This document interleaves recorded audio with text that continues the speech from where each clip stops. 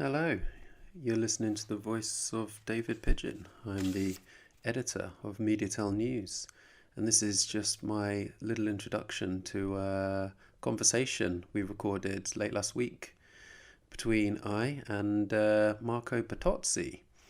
And Marco's the VP for the EMEA region sales for Spotify. I reckon he's a name most of you will be quite familiar with. He's been around. He's done some really interesting things, and now he's working for a really interesting company. And everyone's got Spotify these days. Well, it seems to me everyone has Spotify these days. And I never used to have it because I used to be a bit of a snob when it came to music streaming. Actually, here in lockdown, I'm in my living room. I'm surrounded, and I mean surrounded by vinyl, by CDs. I still like tapes. But people, my friends, they kept sending me playlists. They kept sending me links, telling me to listen to things on this Spotify platform. So about a year ago, I gave in, and I would now describe myself as a pretty heavy user of Spotify. Yeah, I'm going to say several hours a day for sure. And that fanboyism, I don't think colours or misshapes the nature of the conversation, but I do think it let us delve quite deep into some really interesting stuff, especially around how the lockdown has changed listening behaviours, because I realised the data is aligned certainly with the way that I was doing things, and I'd be interested to know if it's aligning with the way that you guys out there are also listening in these crazy, dark, strange times. We touch on loads of other stuff about getting brands on board, where they're investing, the sort of technology and ad tech that they're bringing on board with podcasts. It's really interesting stuff. Marco's a really fun, interesting character. So I hope you enjoy. It's about 20 minutes long. And if you've got any questions for Marco, he's going to be around on Twitter during this live stream and a little bit thereafter. So use the hashtag, and we'll try and get your questions answered. So this is David Pidgeon in conversation with Marco Bertozzi. Enjoy. Marco, welcome. I'm glad technology allows us to record and share this with our audience. We've got loads to talk about over the next 20 minutes or so, but I want to start you off on some of the big picture stuff, if that's okay. So I'd like to know how you think the audio market is evolving at the moment. Yeah, so first of all, thank you very much for inviting me. This is a first for me. This is very much my first virtual interview or Q&A in this way. So excited to be part of what you're putting together, which is great. What I think, like when we think about the audio marketplace, I think it's fair to say I don't think it's ever been more exciting than it is today. And obviously we have to sort of caveat some of it around our obviously current circumstances, but we won't keep repeating that. But I think the audio marketplace is super exciting. The impact of streaming, we know has been significant on that. And I think not just in audio, but across the marketplace, we're moving from a kind of linear broadcast way of consuming media to one that is on demand and more often than not streamed. So audio is absolutely at the heart of that, and of course Spotify has been a big component on that and leading from the front.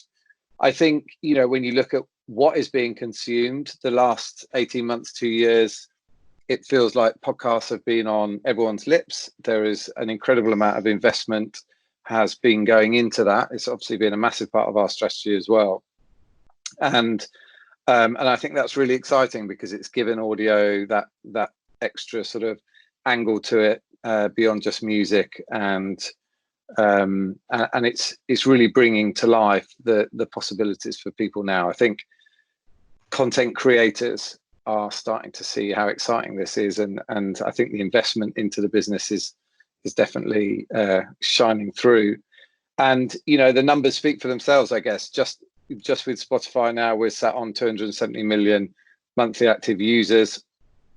And I think we're combining in audio now. We're combining the strengths of the strengths of radio, and we're combining them with this incredibly important elements of personalization and discovery, which is really at the heart of what we do at Spotify.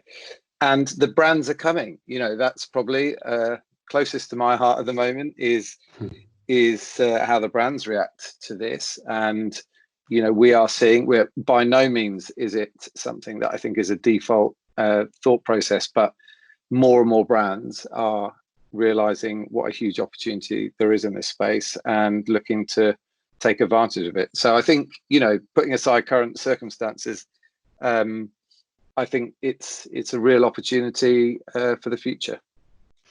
There's loads there that we can unpack over the next 15, 20 minutes. But what do you see then as, I don't like the term brand purpose, but if what is Spotify's purpose, or how would you like to be perceived as a relatively new entrant into the world of audio when you consider just how old radio is, for instance?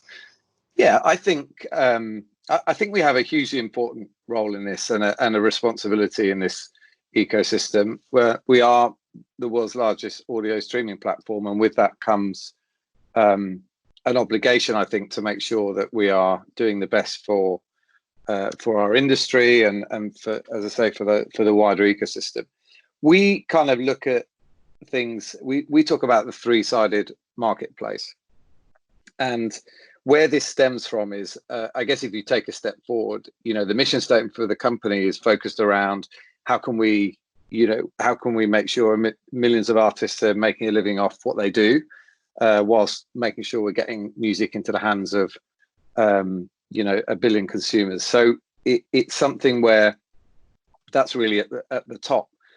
We talk about this three-sided marketplace, which is really the creators, the listeners, and the brands. And we're doing different things in different areas. So for the creators, we are, making sure that Spotify as a platform really supports them, understands their diversity, is giving them tools and a platform that they can really utilize to help them ultimately gain followers and listeners and make more money from what they do. So, we're constantly thinking of ways to support the creators.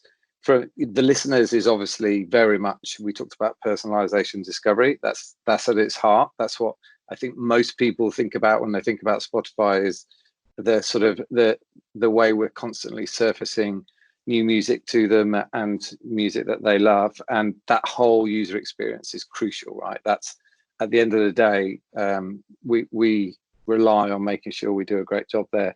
And then the brands, especially obviously in the free business, the brands and how we bring them into this ecosystem and give them lots of opportunities to be able to understand the audiences that we have and to be able to work with them to ultimately drive their KPIs as well. So that's kind of how we look at it. And again, there's lots of things in all of those elements. But first and foremost, I think we have a real responsibility to the creators and to the listeners, and everything else sort of falls out of that. So the fact that we're doing this conversation in such a clinical manner over the internet sort of goes to show that we're in this crazy lockdown situation, and this will be a question loads of people will have for Spotify. But how is the global lockdown affecting listening behaviours? Have you got any data? Can you share anything with us? Yeah, so we tend, at the moment we've been really looking at the trends and as you say, those shifts in listening, and that is we're probably we're focused more on those because it's such a moving feast. It's so early on. We tend to our first thought is like, how can we understand how people are listening? And we've seen some really interesting trends that have come out of that. So sort of we've come to a kind of top line, if you like, that every day is like Sunday.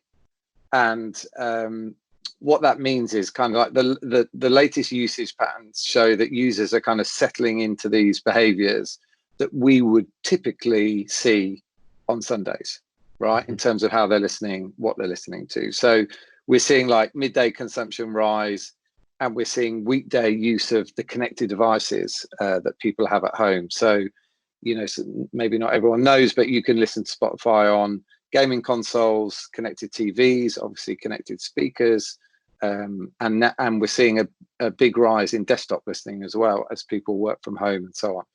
So yeah, we've sort of coined this every day is like Sunday, because those are the patterns that we often see on Sundays.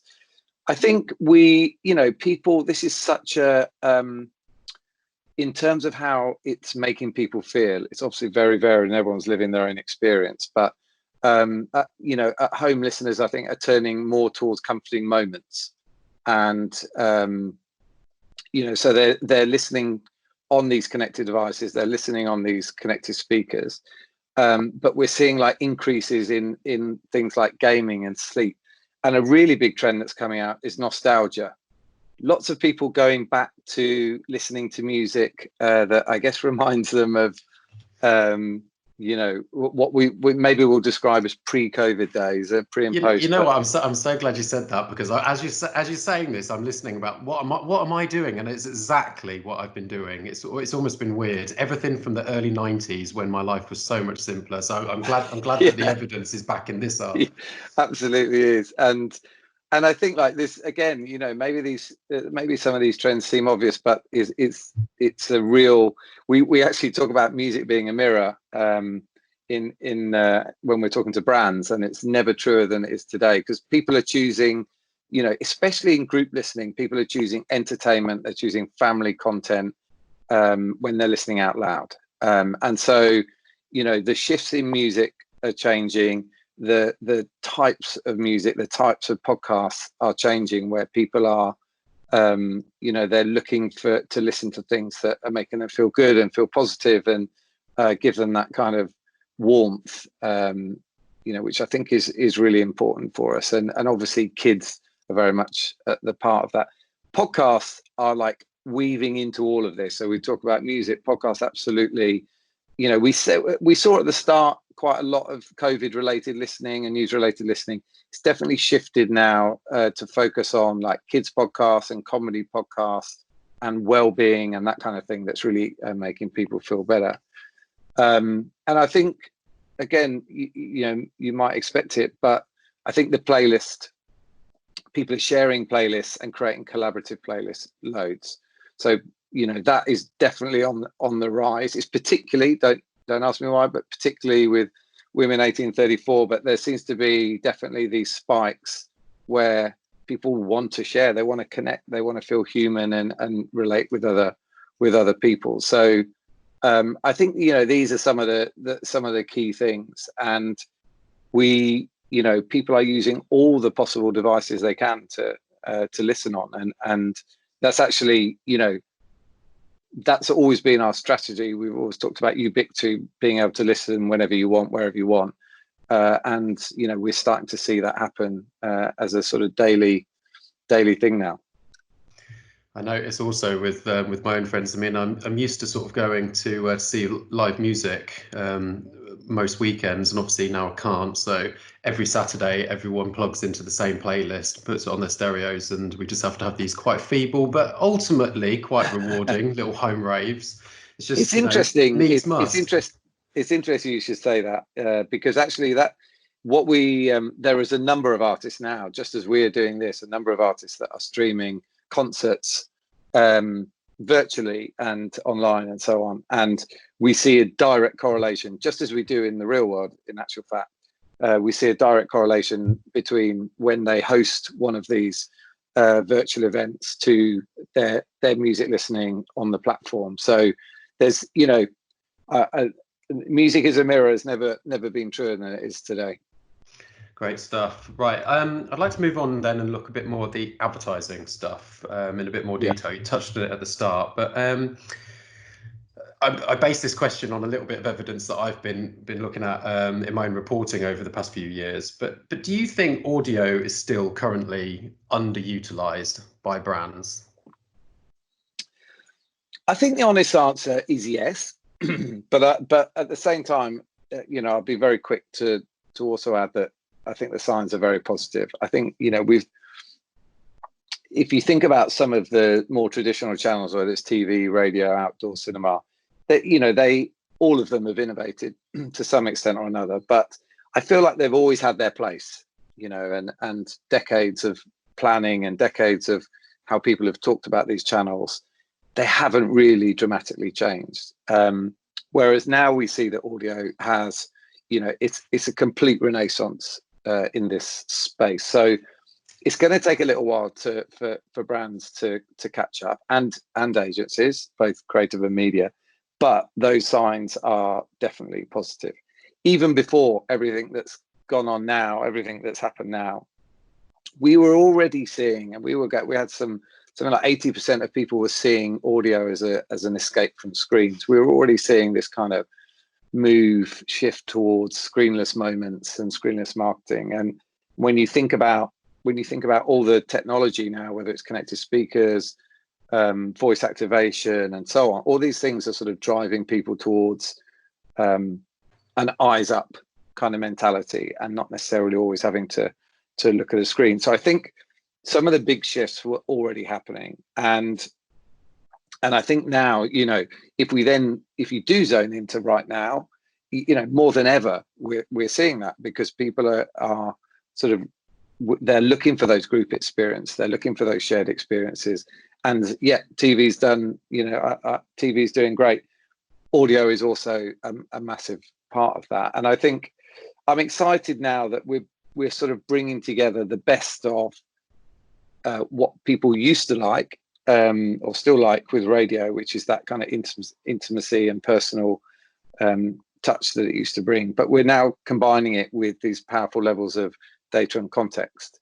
And you know, I think we're starting to see now brands who are recognizing that some of these, if you look at, we did a big Culture Next report on Gen Z audiences, and you know, they are bang into podcasts, and they love podcasts because they like to curate their own experience. They like to feel they've got their own unique experiences, and podcasts allows people to, you know, delve into micro communities and niche moments in a way that they haven't been able to do before. So I think from a brand perspective, more and more people are going to realize what, you know, that's actually where the audience is now, and we need to sort of change our mindset from what we've done before. I suppose with so much good music in the world, audio might be a difficult thing for people to consider, because it's just hard. It's and you know, it's a difficult thing to do. But the idea of mixing it with data and making it more technologically feasible in because of the ways that we can listen now, then mixed with the fact that we're in this sort of lockdown where behaviors are changing, maybe audio's time to shine is sort of like ground zero from here on. But if you had a message to brands that don't even have an audio strategy, what might that be? I think you know, when I think about this sort of question, I always actually think back to you know, I joined sales 3 years ago, so that was my first experience of kind of being on the other side with Spotify. And I always thought one of the easiest, I remember sitting in a meeting very early on, and you know, it seemed very straightforward to me that the first place to start, if you're a brand and you're looking to advertise, is, you know, where are the audiences? Is the media company a good brand fit for me? And that's where, you know, so often we hear people talking about, oh, we need to reach these hard to reach audiences, and whether it's Gen Z, millennials, and I'm sure whatever comes next and we name, it is, you know, those people are spending so much time on our platform. They're spending hours on our platform every day. And so the only thing that I think from a branding perspective is just think about, that's where the audiences are. There's a great brand fit. Then all it is a case of like, okay, so how do we reach them? And that's the creative bit, which I think should be an exciting opportunity to think about. As I said maybe a little bit before, I think too often the first question is, do we have a music strategy, or do we have a radio format, you know, which is a really sort of basic way of looking at life. And so I'm like, audience first, and then let's put our creative power together to come up with how you reach them. and so many brands do it. I mean, we've seen, even in this period, we've seen some really, like, one that we did in Spain with Amstel was they literally created a branded playlist where all the tracks were sounds of bar and restaurant environments, and that's it. And that has taken off over there. So, it's kind of like, yeah, let's just put our brains into this and work out how we're going to reach, whether it's through podcast or whether it's through music, reach these incredible audiences that we have there. And that's what I leave advertisers with. I'm like, often people talk to me about innovation and they want to know what's next and what they can have the first opportunity at. I'm like, how about being the first brand advertiser to truly embrace this and have an audio first in a screenless environment? And I promise you, you're going to stand out if you do that, and you'll stand out from all your competitors. So, that's really my message, is be different. Great. You've mentioned it a few times already, but podcasts, obviously everyone's got their own favorite podcast these days. The listening figures show that just broadly across the globe, it's on the rise. Can you just talk me through your own investment in this area, but could you also maybe touch on how the ad tech might be catching up with the rising podcast listening? Yeah, sure. So yes, of course, podcast has been huge for us. If I take a step back, probably Spotify is still most well known for revolutionizing the music industry and how we listen to music. And we're going to do exactly the same in podcasts, and we are doing exactly the same in podcasts. I think there's a number of different ways you come at it. The first is content, and that was where we probably put our biggest stake in the ground when we bought into companies like Gimlet and Parcast and Anchor.fm, which is more on the sort of technology side. But we invested an awful lot of money at that point because our ambition is, we want Spotify, as the world's largest audio streaming platform, to be a destination for high quality content, right? In the podcasting space. We want to see podcasts be appointment to listen, and we want studios investing in it just like they do in the movie space. So that is, that investment has absolutely been paramount. I touched on it earlier from a technology perspective. Podcasters, listen to anyone who's close to podcasts, they'll tell you, like, data's been terrible. We've never really known who's listening. We don't know where they're listening, how much they're listening to, and so on. That was one of our massive opportunities, obviously, with our platform and what we've done with music, to be able to give podcast creators a platform where they can log in, just as the artists can do as well, incidentally. But the podcast creators can log in. They can see who was listening in terms of demographics and so on. They can see where they were listening. They can see how much they listened to. So they get real insights about what they're creating. And then that obviously helps them create better content as we go forwards. And we do the same, incidentally. What this has allowed us to do, by understanding the people listening, brands and advertisers now have the opportunity to really get the metrics that they're used to getting in the broader digital space. Now they're getting them in the podcasting space. And obviously we make that available to any of our advertisers. So that is, we have and we are revolutionizing that. And I guess the last strand of that is, okay, so I want to advertise in podcasts. How do we do it? We launched at CES this year streaming ad insertion. And that really is just the ability for us to dynamically insert targeted ads into podcasts. So again, something we're used to in other sides of digital marketing.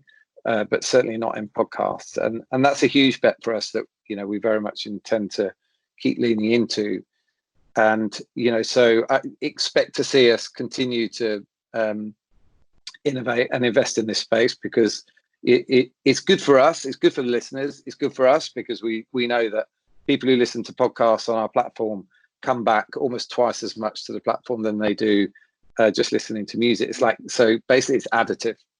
They're not replacing music with podcasts, and I think that's really interesting, where they're obviously finding new moments to do that listening.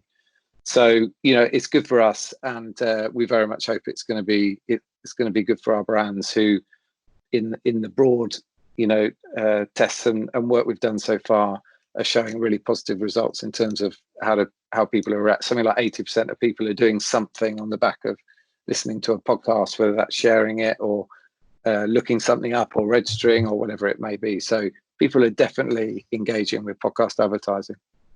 Great stuff. I'm afraid to say that we're out of time, but as a Already? final question, then can you recommend a podcast for our listeners? Well, to be honest, I'm a bit of a boring podcast listener because I listen to I basically listen to news and sport primarily, which I've got to say, I need to start finding some new ones because the news is slightly repetitive at the moment, and sport is non-existent. So I do need to find some more. It's not particularly PC, so I'm not going to, recommend anyone who's sensitive, but I actually love listening to Three Shots of Tequila, which is basically three guys just talking about life, as often these podcasts are. It's quite rude. It's not very PC, but it is very funny. And Spotify brought them on the platform against, so a lot of people thought maybe we would be a company that wouldn't bring that on, but it's an amazing podcast, and I'd recommend people take a listen.